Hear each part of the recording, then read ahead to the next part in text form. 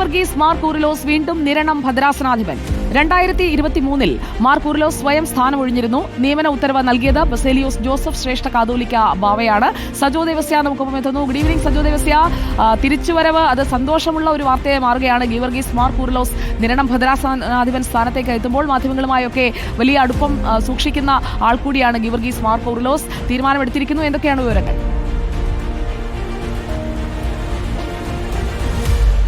സുജയ, തിരിച്ചുവരവുണ്ട്. അതോടൊപ്പം ഒരു ആഭ്യന്തര തർക്കത്തിന്റെ വിവരം കൂടി പുറത്തു വരികയും ചെയ്യുന്നുണ്ട്. യാക്കോബായ സഭയുടെ നിരണം ഭദ്രാസനാധിപനായി ദീർഘകാലം സേവനം ചെയ്ത ഗീവർഗീസ് മാർ കൂറിലോസ് 2023 സ്വയം സന്നദ്ധനായി പദവിയിൽ നിന്ന് ഒഴിയുകയായിരുന്നു. സഭയ്ക്ക് കത്ത് നൽകി അനുമതി വാങ്ങി ഭദ്രാസന ചുമതലകളിൽ നിന്ന് അദ്ദേഹം ഒഴിഞ്ഞു. സാമൂഹിക രാഷ്ട്രീയ വിഷയങ്ങളിൽ, സമരങ്ങളിൽ, അങ്ങനെ പൊതുവായ വിഷയങ്ങളിൽ വളരെ ശ്രദ്ധേയമായ പല നിലപാടുകളും സ്വീകരിക്കുന്ന ആൾ കൂടിയാണ്. പക്ഷെ അദ്ദേഹം ദീർഘകാലമായി മധ്യ കേരളത്തിലെ പ്രത്യേകിച്ച് പത്തനംതിട്ട ഉൾപ്പെടുന്ന പ്രദേശങ്ങൾ ഉൾപ്പെട്ട നിരണം ഭദ്രാസനത്തിന്റെ അധിപനായി പ്രവർത്തിച്ചു വരികയായിരുന്നു.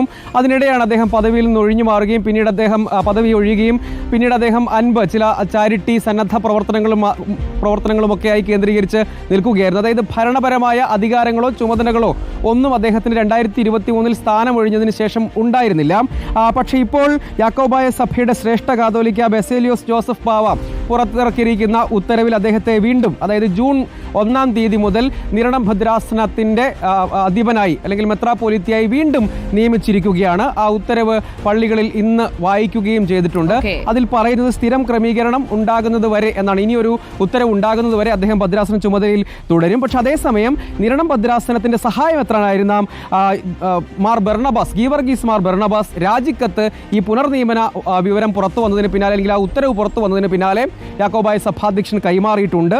മാർ കൂറിലോസിന്റെ ഈ പുനർനിയമത്തിൽ അത് ആഭ്യന്തര തർക്കങ്ങളെ തുടർന്നാണ് എന്നാണ് നമ്മൾ മനസ്സിലാക്കുന്നത്. ഇതുവരെ ഭദ്രാസനത്തിനു വേണ്ടി സേവനം ചെയ്തു, ശമ്പളമോ മറ്റ് ആനുകൂല്യങ്ങളോ സ്വീകരിക്കാതെ സേവനം ചെയ്തു. മാർ കൂറിലോസിന്റെ പുനർനിയമനത്തിൽ അഭിനന്ദിക്കുന്നു എന്ന് പറഞ്ഞ് അദ്ദേഹം രാജിക്കത്ത് കൈമാറിയിട്ടുണ്ട് എന്നതാണ് ശ്രദ്ധേയമായ കാര്യമായി എടുത്തു പറയേണ്ടത്. സ്വതന്ത്ര ചുമതലയാണ്, ഇൻഡിപെൻഡന്റ് ചുമതലയാണ് ഗീവർഗീസ് മാർ കൂറിലോസിന് ലഭ്യമായിരിക്കുന്നത്. അതിന് പിന്നാലെയാണ് സഹായ മെത്രാപ്പോലിത്തയുടെ രാജിയും പുറത്തുവരുന്നത്. അതേസമയം ഗീവർഗീസ് മാർ കൂറിലോസ് ഇനി മുതൽ നിരണം ഭദ്രാസനാധിപനായി ചുമതലയിൽ തുടരും.